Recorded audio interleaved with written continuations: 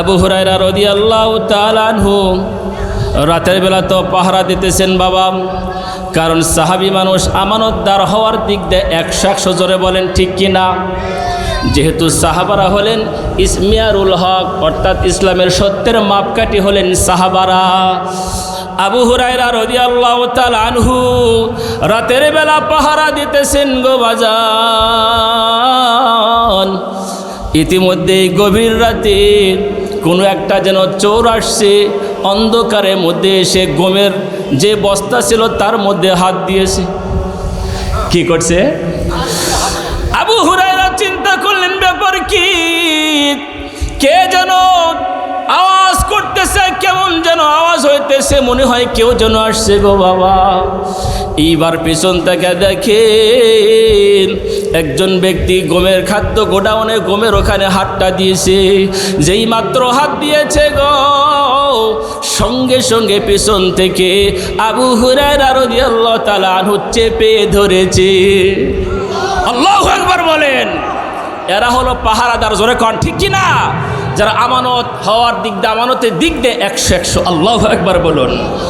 আবু হুরায়রা রাদিয়াল্লাহু তাআলা আনহু যেই মাত্র চেপে ধরেছে এমন জোরে গো বাবা, চোরকে আর যেতে তো দিবেই না, এমন জোরে ধরেছে। চোর মনে মনে ভাবতেছে, মনে আজকে আমি মরেই যাব। কথা বোঝেন নাই? এইবার আবু হুরায়রা রাদিয়াল্লাহু তাআলা আনহু বলতেছে, চোর তোর কত বড় সাহস, আমি থাকতে তুই এখানে চুরি করতে আসছিস রে চোর, তোর কত বড় সাহস গো। চোর এবার আবু হুরায়রার কথা শুনে বলতেছে, আবু হুরায়রা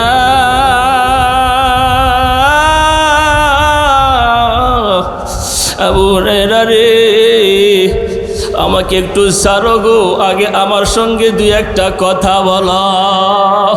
ও আবু হুরায়রা, আমি এমনি চুরি করতে আসি নাই গো, আমি ক্ষুধার যন্ত্রণায় আসছি। আমার ছেলে মেয়ে বাড়িতে না খেয়ে আছে, বড় কষ্টে আছে, এই জন্য আমি বাধ্য হয়ে চুরি করতে আসছি। আবু হুরায়রা, অনুগ্রহ করে তুমি আমাকে দয়া করে ছেড়ে দাও।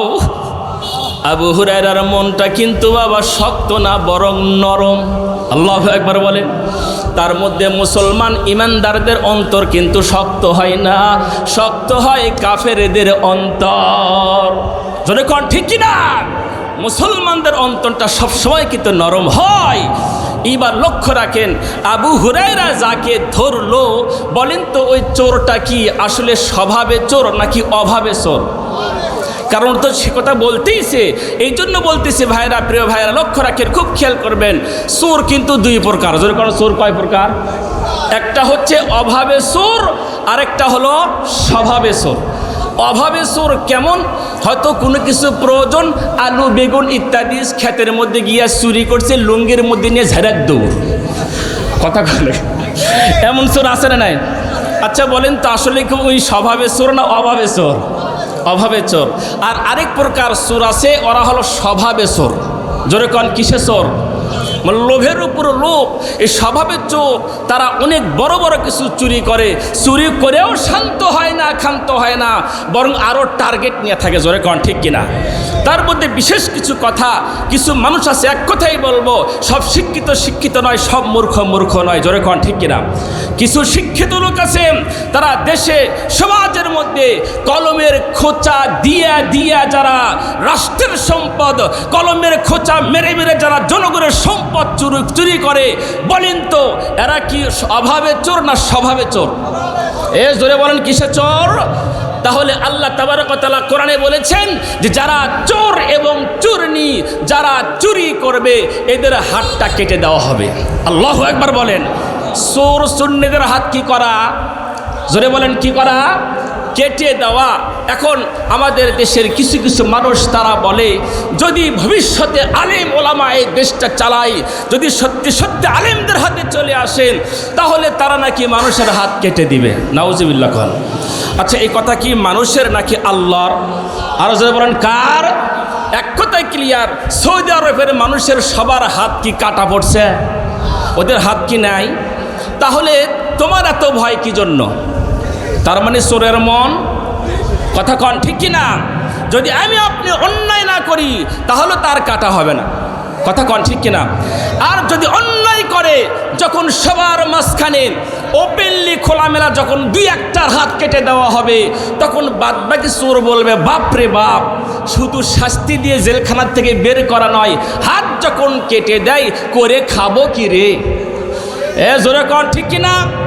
এই জন্য আমি বলতেছি, আসলে বলেন তো চোর কয় প্রকার? আরো জোরে কথা বলেন, কয় প্রকার? একটা হলো অভাবে চোর, আরেকটা হলো স্বভাবে চোর। ইসলামের নিয়ম কি? যদি কোনো ব্যক্তি অভাবে চুরি করে, ইসলামের নিয়ম তখন হবে, রাষ্ট্রের নিয়ম হলো ওই ব্যক্তিকে একটু ভালো মন্দ তদন্ত করা গো বাবা, তল্লাশি করিয়া তদন্ত করিয়া যদি দেখা যায় সে ব্যক্তি বাস্তবে অভাবে চোর, ইসলামের কোষাগারের দায়িত্ব হলো অভাবের অভাবটা মিটিয়ে দিয়ে তাকে মোটামুটি স্বাবলম্বীভাবে গড়ে তোলার দায়িত্ব। আল্লাহু আকবার বলেন। বলেন তো তখন ওই ব্যক্তি কার চুরি করবে না? করবে না।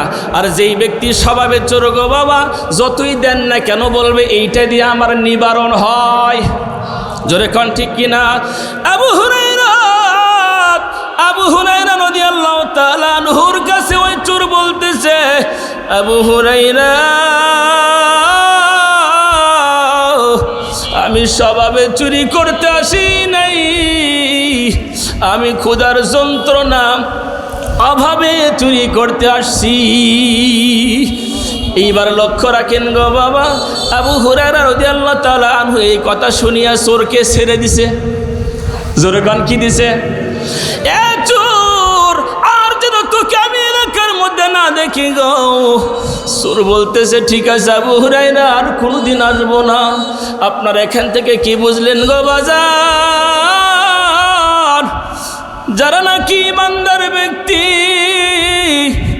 ইমানদার ব্যক্তিদের অন্তর সবসময় নরম হয়। এই জোরে কন হয় কিনা বাবা? ইমানদারদের অন্তরটা কেম নরম? মেসাল বা উদাহরণ যদি দিতে যাই, আপনারা কি মন খারাপ করছেন? যদি উদাহরণটা দিতে চাই গো বাজান, আলেম ওলামা বলছেন যে মুসলমান মুমিনদের অন্তরটা হলো জিহ্বার মতো। সুবহানাল্লাহ কন। বলে জিহ্বা কি শক্ত না নরম? নরম। আর কাফেরদের অন্তর কিন্তু নরম না, কাফেরদের অন্তর বড় শক্ত। তাদের উদাহরণ দেওয়া হয়েছে দাঁতের মতো। জোরে কন কিসের মতো? দাঁত কি নরম না শক্ত? এ বাবা গো, যখন নাকি মাঝে মধ্যে দাঁত সুযোগ পাইলে জিহ্বাতে কামড় বসায়া দেয়। কথা বলেন ঠিক কিনা? কিন্তু যেরকম ভাবে আপনাকে যদি উদাহরণটা দিয়ে থাকি, আজকে দেখেন তো ওই যে ফিলিস্তিনের মুসলমান যাদেরকে হত্যা করতে চায়, কত ছেলে মেয়েকে আঘাত দেওয়া হইতেছে গো বাজান, এইটা কিন্তু কাফেরদের পক্ষ থেকে মুসলমানদেরকে বারবার যেন আঘাত করা হইতেছে। জোরে কন ঠিক কিনা? অথচ এই কাফেররা যদি কোনো বিপদে পড়ে, আমরা মুসলমান কাফেরদের বিপদের সাহায্যে এগিয়ে আসি কিনা? জোরে বলেন, আসে কিনা? অবশ্যই কিন্তু মুসলমান বিপদের, কাফেরদের বিপদ হইল তারা সাহায্য করার জন্য যায়। আপনাদেরকে যে উদাহরণটা দিলাম, বলেন তো এই জিহ্বাটা তো নরম, দাঁত কি নরম না শক্ত? কথা কন না, দাঁত কি? দাঁত শক্ত। তবে এই জিহ্বা মাঝে মধ্যে দাঁতের উপকার করে। কথা কন, দাঁতের কি করে? কেমনে করে উপকার করে? এই জিহ্বা বলে, দাঁত রে, তোর ভিতরে একটা কাঁটা ঢুকছে। কথা কয় না বারে, তোর ভিতরে কি ঢুকছে? আচ্ছা, কাঁটা যখন ঢোকে তখন বলেন তো জিহ্বা দিয়ে টের পাওয়া যায় কি না? যায় না? তখন যায়, তখন দাঁতে বলে জিহ্বা, দাঁত রে বের কর, না হলে তোর 12টা কিছুক্ষণ পর বাঁচবে, তোর মধ্যে কাঁটা ঢুকিচ্ছে। কথা কন ঠিক কিনা? এই জন্য বলবো, এ আল্লাহর বান্দা, মুমিন ব্যক্তিদের অন্তর কিন্তু সব সময় নরম। যখন আল্লাহু আকবার। আল্লাহ নবী এই জন্য বলেছেন, তোমরা কখনো আলেমদেরকে গালি দিও না গো। আল্লাহ নবী বলেন, কুন আলিমান আও মুতাআল্লিমান আও মুস্তামিআন আও মুহিব্বান ওয়ালা তাকুন খামিসান ফাতাহলিকহু। আল্লাহু আকবার। আল্লাহর নবী বলেন, এ তোমরা হয় আলিম হও গো, হয়নি জালিম হও, না হলে তোমরা আলিমদের ছাত্র হও। আর যদি আলিমদের ছাত্র নাও হতে পারো, কমপক্ষে তোমরা আলিমদের কথাগুলা শোনো। আল্লাহু আকবার বলেন, আলিমদের কথা শোনো। 4 নম্বরে নবী বলেছেন, অথবা আলিমদেরকে তুমি মহব্বত করো, তারপরে তুমি কিন্তু কিয়ামতের ময়দানে মুক্তি পেয়ে যাবে। আর যদি তোমরা 5 নম্বরে যাও, 5 নম্বর মানে হলো আলিমদের বিরুদ্ধে কথা বলা।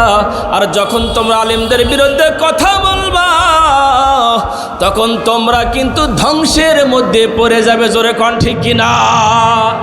এই জন্য আপনাদেরকে বলতে চাই, যতদিন পর্যন্ত আছি বেঁচে থাকবো আলিমদের সম্মান করব। জোরে কোন ইনশাআল্লাহ।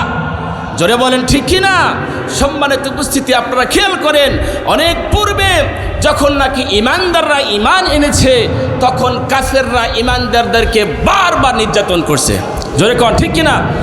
এমনও অবস্থা হয়েছে, আল্লাহর নবীর বর্ণনায় পাওয়া যায় গো বাবা, এমনও ইমানদার ইমান আনার কারণে কাফেরেরা ওই ইমানদারের 1 কোমর পর্যন্ত বা 1 গলা পর্যন্ত যখন মাটি খনন করছে, মাটি খনন করিয়া মাথার উপরে যখন করাতটা ধরেছে গো বাজার, করাত ধরে বলছে, আল্লাহর বান্দা, এ মুসলমান ইমানদার, হয় তুই আল্লাহকে ছাড়বি, আর যদি না ছাড়িস তাহলে তোকে দ্বিখণ্ডিত করে দিব। জোরে বলেন নাউযু বিল্লাহ। এই ইমানদার ব্যক্তি তখন বলেছেন, এ কাফির বেঈমানের দল, তোরা জেনে রাখ রে, শুধু 1 ভাগ নয়, বরং যদি 100 ভাগ তুমি আমাকে করে দাও, তারপরেও ইমান থেকে তোমরা আমাকে 1 চুল পরিমাণ নড়াতে পারবে না। জোরে করে আল্লাহু আকবার।